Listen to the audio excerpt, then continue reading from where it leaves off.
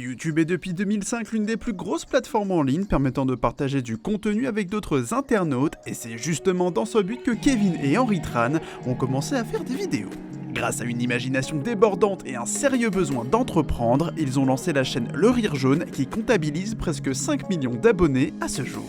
Après 7 ans de présence sur YouTube, on peut tirer beaucoup de conclusions sur la chaîne des deux frères. Qui sont-ils et comment en sont-ils arrivés là? Comment ont-ils réussi à concilier leur succès retentissant sur YouTube et leurs grandes études? Dans cette Desserto Story, nous allons essayer de déceler les secrets de la réussite de ce duo qui a un quotidien rythmé par la culture asiatique, les mangas, le basketball, mais aussi les voyages.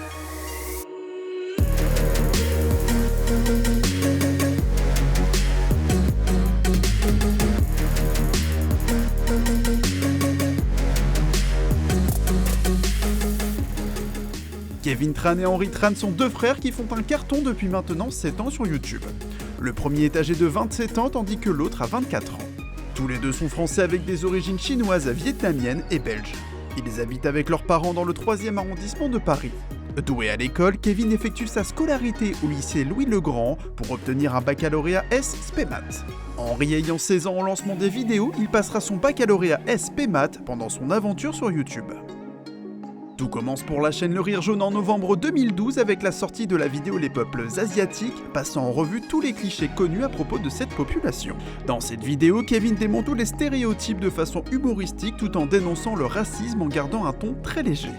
Son but était alors de renouveler le divertissement sur YouTube après avoir constaté que les seuls asiatiques qui faisaient des vidéos utilisaient uniquement leur accent pour faire rire les gens. Lors de son passage sur Le Move en février 2016, il a expliqué qu'il avait échappé à la mort un mois avant de faire son début sur la plateforme. Alors qu'il s'était fait anesthésier pour son opération des ligaments croisés au genou, une infection s'était développée le long de sa colonne vertébrale. Sa mère étant médecin, c'est elle qui a alerté les docteurs sur la situation. Il déclare qu'il serait mort sans elle et il a donc décidé de créer sa chaîne pour faire quelque chose de sa deuxième vie. Au début de leur chaîne, les deux frères ne savent pas vraiment à qui ils veulent s'adresser. De ce fait, ils traduisent leur première vidéo pour incorporer des sous-titres anglais. Ils feront même une vidéo totalement en anglais sur la préparation du Père Noël pour la distribution des cadeaux, et elle s'avéra être la vidéo la moins regardée de la chaîne avec 500 000 vues à ce jour. Mais le premier gros buzz du Rire Jaune arrive avec sa vidéo sur les mangas. Kevin possède une énorme collection de mangas qui sert pour le décor de ses vidéos. Il a donc à juste titre décidé de consacrer une vidéo entière à ce sujet. 6 ans plus tard, elle a plus de 8 millions de vues, ce qui est énorme quand on sait qu'elle est parue en 2013. Ce podcast leur permet d'atteindre les 10 000 abonnés. Ils remercient leurs fans avec la vidéo It's Over 9000 It's over 9000 où apparaissent Andy Raconte, Gilmé, Florian Nguyen et Josh. C'est dans cette période très productive de février 2013 que Kevin consacre une de ses vidéos à sa passion pour le basketball. Encore une fois, c'est un énorme carton avec plus de 11 millions de vues en 2019. Nous verrons par la suite que ce sujet reviendra plusieurs fois sur le tapis à l'occasion de voyages et de vidéos spéciales. Le duo commence à effectuer des featuring avec Nad Richard, Asiatomique, mais aussi Pathé Jérém. Henri, qui avait l'habitude de rester la plupart du temps derrière la caméra, a même commencé à faire ses propres vidéos en parallèle de celles de son frère. Il fait une vidéo sur sa lettre ouverte à François Hollande dans laquelle il explique pourquoi le sport n'est pas indispensable au lycée, toujours de façon humoristique. Durant la même période, Kevin revient de son voyage de 2 mois à Shanghai. Dans une vidéo consacrée à celui-ci, il parle de la culture chinoise avec les spécialités gastronomiques et les lieux phares à visiter, mais parle également des attrapes touristes comme les vendeurs à la sauvette ou encore de sujets plus graves comme le proxénétisme. Donc j'ai pris un hôtel, bon je dirais pas le nom pour pas avoir de problème, donc on va l'appeler Ibi. Il n'y a pas de S après Ibi. C'est un hôtel, c'est au singulier. Et là, à peine 10 minutes après que je me sois installé dans ma chambre, je reçois des cartes qu'on me glisse sous la porte. Donc c'est pour appeler des C'est également dans cette vidéo que Kevin fait une promesse en jurant qu'il va maigrir. Sur la tête de mon frère, je vais maigrir. Un an plus tard, il sort la vidéo Faire un régime où il parle de sa perte de poids grâce au programme Insanity et The Asylum, de célèbres programmes de sport très intenses créés par le coach américain Shaun T. Il nous fait part de sa difficulté à continuer de s'entraîner après sa fissure du poignet droit suite au tournage d'une vidéo sur le basketball. Finalement, les efforts ont porté ses fruits et il a perdu pas moins de 21 kilos en 5 mois. À la fin de l'année 2013, Le Rire Jaune sort la vidéo Cette année-là, dans laquelle il chante sur l'instrumental de la chanson de Claude François. Les paroles sont un résumé de leur année de folie sur YouTube, durant laquelle ils ont décollé et rencontré beaucoup de personnes, dont les membres de la YT Fam. Le collectif Whitey Fam regroupe 11 youtubeurs et réalisateurs qui effectuent des collaborations ensemble. On y retrouve Andy, Jigme, Jérémy, Florian Nguyen, Nad Richard, Brice Duhan, Jimmy, Asiatomique et sa sœur jumelle Mélina, Avner, Pat et Le Rire Jaune. Outre les featuring, il s'agit d'une vraie bande de potes. Ils sont d'ailleurs partis tous ensemble en Dordogne pendant 2 semaines pour y passer des vacances dans une maison commune où ils en ont profité pour tourner la vidéo Whitey Fight qui se base sur le principe de l'effet boule de neige. Alors qu'un protagoniste se prend un coup involontaire, des actions s'enchaînent pour créer un véritable chaos dans la maison. C'est une des rares vidéos comportant tous les membres de la Whitey Fam et elle sera la plus populaire du collectif. On peut également citer la vidéo L'étrange histoire de la Whitey Fam, dans laquelle la plupart des membres du groupe rendent hommage à une scène du film L'étrange histoire de Benjamin Button. Mais revenons un mois en arrière pour vous parler de la vidéo Avoir un frère qui a été un énorme buzz avec plus de 17 millions de vues. Alors qu'elle est publiée tout pile un an après la création de leur chaîne, c'est la toute première fois que Kevin et Henry tournent une vidéo entière ensemble. Le concept est simple, 2 personnages se contredisent chacun à leur tour sur le thème de la fraternité. On peut expliquer le succès de la vidéo grâce au sujet qui peut parler à beaucoup de monde, mais aussi parce qu'elle est la preuve de la très grande complicité qui lie les 2 frangins. Le duo du Rire Jaune a une relation très soudée comme peuvent le connaître d'autres frères, mais le fait qu'ils soient tous les 2 sur la même chaîne YouTube est assez inédit. Le rapport à la famille est primordial pour eux et c'est d'ailleurs ce qui va les pousser à parler de leur mère et de leur père en leur consacrant une vidéo pour chacun. Dans ces vidéos, on apprend qu'ils ont eu une éducation très rigoureuse portée sur les études. C'est pour cela qu'ils ont tous les 2 passé un baccalauréat S spé-mat avant de partir en prépa pendant 2 ans avant de rentrer en grande école. Pour gérer YouTube et les cours, ils ont tourné en avance le maximum de vidéos possibles pendant l'été. Ils se sont donc organisés pour que Kevin écrive les vidéos pendant qu'Henry passait son bac. C'est finalement durant l'été 2014 qu'ils tourneront 11 vidéos en 2 mois. Finalement, ils répétèrent la même méthode pour l'année 2015. En 2014, Kevin était ainsi en train d'étudier en école d'ingénieur à Télécom Sud Paris. Il a donc décidé de parler de son expérience dans les grandes écoles. Durant ses études, il a dû choisir une spécialisation. Il a choisi l'entrepreneuriat qui mêle 1 semaine de cours et 3 semaines de stage. Il a donc fait son stage avec sa propre société, son maître de stage étant son frère. De plus, il devait participer au projet Cassiopée organisé par son école. C'est une étape obligatoire dans son cursus scolaire où il faut faire un projet en 180 heures sur la recherche, le développement ou l'industriel. Il décide donc de monter une chaîne YouTube dédiée à ça qui prend le nom du Show Jaune après avoir raté son premier projet l'année précédente. Le concept est plutôt simple, chaque semaine, Kevin commande 3 vidéos marrantes trouvées sur internet. Ce qui n'est pas sans rappeler les What the Cut d'Antoine Daniel ou de Salut les Geeks de Mathieu Sommet, qui reposent sur le même principe et qui étaient de véritables institutions sur YouTube à l'époque. La chaîne Le Show Jaune a été un énorme succès et a établi un record européen confirmé par YouTube après avoir dépassé le 1 million d'abonnés en 54 jours.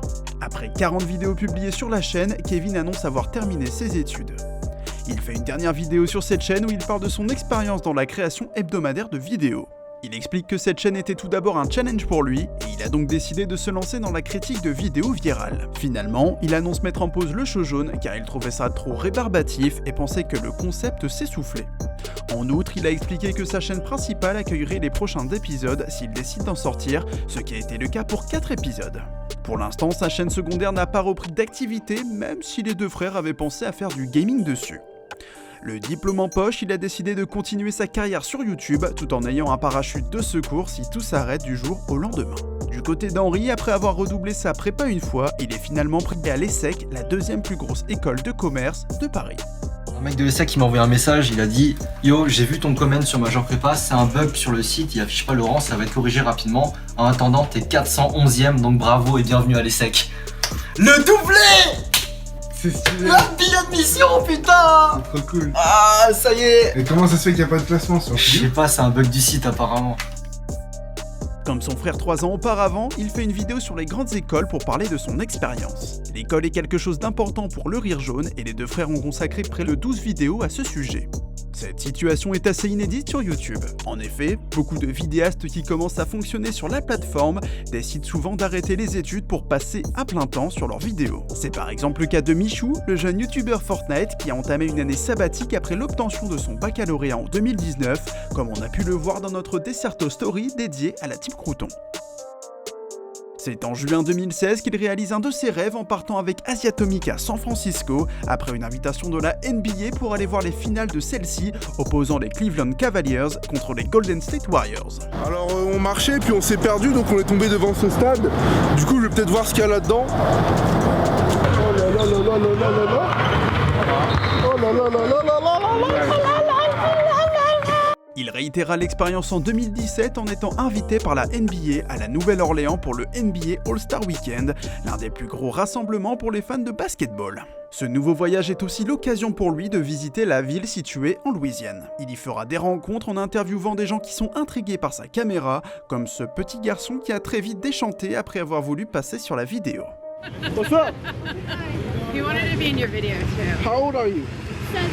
Do you know how many YouTube subscribers I have? How? 3.5 million. Wow, Okay. so cool. You're gonna be seen by 4 million people, do you realize? Il n'y a pas qu'avec le basketball que Kevin a réalisé un rêve. En octobre 2016, il annonce la sortie de son manga Kiei. Alors qu'il avait été contacté par des maisons d'édition pour écrire un livre, quelque chose de très courant pour les youtubeurs à cette époque, il s'était mis en tête d'écrire son propre manga. Il a ainsi rencontré les éditions Michel Lafon, qui avait d'ailleurs déjà travaillé avec des youtubeurs comme Link et Terracid, Mamie Twink, mais aussi Fast Good Cuisine. Il décide de s'associer avec eux, notamment grâce à leur collaboration avec Natou pour son livre Icône, qu'il avait grandement apprécié. Après avoir effectué ses premières planches de dessin, Kevin se rend compte qu'il ne dessinait plus aussi bien qu'avant, et il a donc décidé d'engager une dessinatrice. Alors qu'il reçoit un fanart d'une abonnée sur sa boîte mail, il adore directement son style de dessin dit chibi. Après l'avoir contacté, Kevin et Fanny s'attellent à la création du premier tome. Ce manga raconte l'histoire de deux frères complètement tarés vivant dans un village qui se situe dans un royaume en forme de panda. Kevin explique qu'il a voulu peindre toutes les nuances qui existent dans une relation fraternelle. Lors de la publication de ce premier tome, il effectue 15 séances de dédicaces partout en France. 4 tomes sont parus en l'espace de 3 ans, le dernier datant de mars 2019. Dans une vidéo publiée sur sa chaîne YouTube, Kevin avoue vouloir faire de Kiei un animé. De ce fait, il a travaillé pendant 4 mois avec Yapiko Animation, Malek & Co, Tsumugi Studio et bien d'autres afin de produire un générique animé de Kiei.